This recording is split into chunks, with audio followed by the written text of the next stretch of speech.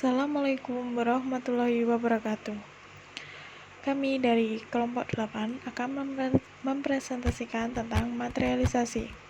Kami beranggotakan yang pertama, Fadia Ananda Dardidi, dan yang kedua, Fitri Lestari. Berikut pokok bahasan yang akan kami bahas. Yang pertama, definisi materialisme. Yang kedua, perkembangan materialisme. Dan yang ketiga, macam-macam materialisme. Pokok bahasan pertama, definisi. Definisi materialisme.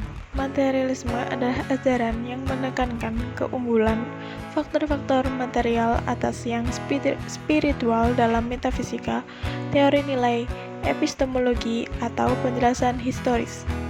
Ada beberapa pengertian tentang sifat dari materialisme ini, antara lain, yang pertama, keyakinan bahwa tidak ada sesuatu selain materi yang sedang bergerak, tetapi pikiran sungguh-sungguh ada karena adanya perubahan-perubahan material dan tidak bergantung sama sekali pada materi. Yang kedua, materi dan alam semesta tidak mempunyai karakteristik pikiran. Yang ketiga, pelaku-pelaku imaterial tidak ada. Yang keempat, setiap perubahan mempunyai sebab material.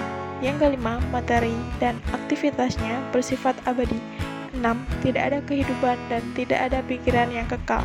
Semua gejala berubah. Pokok bahasan yang kedua, perkembangan materialisme. Perkembangan pertama yaitu pada abad 7 sebelum Masehi, salah satu benih pemikiran materialisme tertua dalam pemikiran India bernama aliran Carvaka. Kemudian pada abad ke-5 sebelum Masehi, pada abad ini filosof Yunani bernama Leukipos dan Demoskritos mengembangkan suatu materialisme yang menghasilkan teori atom yang kemudian akan dikembangkan. Kemudian pada abad 11 di Cina, Chungtsai memandang kekuatan material sebagai kategori penjelasan dasariah. Teori-teori materialisme pertama muncul bersama dengan timbulnya filsafat karena kemajuan ilmu pengetahuan dalam astronomi, matematika, dan bidang lainnya. Secara umum, materialisme kuno mengakui adanya materialitas dunia dan eksistensi dunia yang tak bergantung di luar kesadaran manusia. Materialisme kuno berjalan seiring dengan bertumbuhnya pengaruh ideologi mitologis. Pada abad 17, Thomas Hobbes menjadi tokoh penting yang menghidupkan materialisme dengan memperluasnya pada persoalan bahasa dan epistemologi. Hobbes berpikir bahwa ide dan pikiran adalah kesan panca indera. Pada abad 18, Meissner membuka abad 18 dengan sistem materialisme mekanistik. Materialisme pada masa ini berkembang dalam kehidupan dengan mekanika dan matematika, sehingga disebut materialisme mekanistis. Dalam abad ini tambah jelas garis penghubung antara semua jenis materialisme dengan ateisme. Selanjutnya, pada abad 19. Pada abad ini muncul beberapa tokoh seperti Jacob Walcott, Ludwig Wagner, Francis Lang, dan Ernst Haeckel serta Francis Engels dengan teori materialisme dialektis. Selain itu, muncul filosof Jerman bernama Karl Marx, di mana pandangannya disebut dengan komunisme yang merupakan ateis mutlak. Selanjutnya, pada abad 20.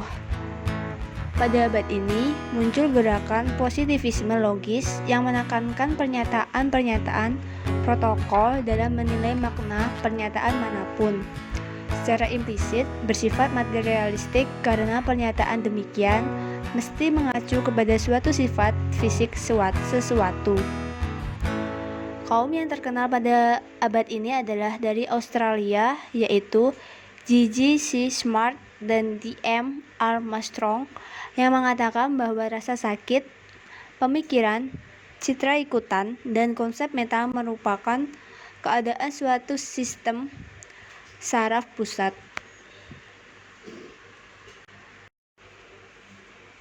Ketiga, bentuk-bentuk materialisme. Macam-macam bentuk materialisme menurut perkembangannya dibagi menjadi 6. Yang pertama, materialisme rasionalistis, di mana kenyataan didasarkan pada ukuran dan bilangan agar dapat dimengerti. Yang kedua, materialisme mitis, yaitu bahwa dalam peristiwa material terdapat misteri yang mengungguli manusia. Yang ketiga, materialisme parsial, yaitu menyangkal adanya ciri khusus unsur imaterial atau formal. Yang keempat, materialisme antropologis, di mana materialisme ini membantah adanya jiwa dan yang menyangkal adanya ketidaktergantungan eksistensial jiwa pada mater. Yang kelima, materialisme dialektis, yaitu menyatakan bahwa yang nyata adalah materi semata-mata. Yang keenam, materialisme histori, di mana hakikat sejarah terjadi karena proses-proses ekonomis. Bentuk materialisme menurut materialisme dialektis, intinya dapat terlihat dalam beberapa aliran materialisme. Di antaranya, 1. Materialisme dialektis adalah pembenaran filosofis yang bersifat tentatif terhadap tesis ekonomi dan politik Karl Marx, di mana tidak ragu-ragu mengakui materialitas semua eksistensi. Objek dari materialisme dialektis ini adalah hukum-hukum alam, masyarakat, dan pemikiran yang paling universal, serta hubungan pemikiran dan eksistensi pikiran dan alam. Yang kedua, materialisme dialektis pada tingkat ontologis hanya mengadakan realitas objektif dari dunia material murni sebagai terbukti sendiri.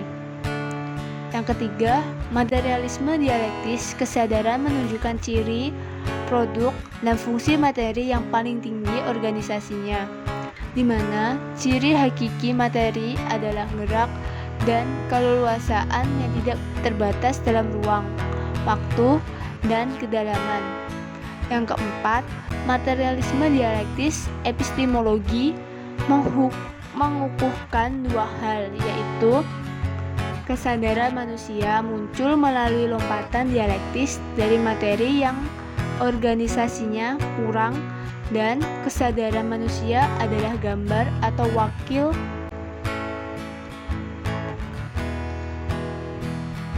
yang tepat dari hal-hal sekitarnya.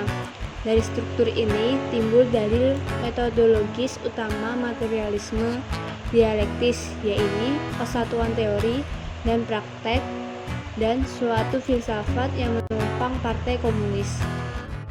Sekian dari kelompok kami. Kami ucapkan terima kasih. Bila ada kurang dan lebihnya kami mohon maaf. Wassalamualaikum warahmatullahi wabarakatuh.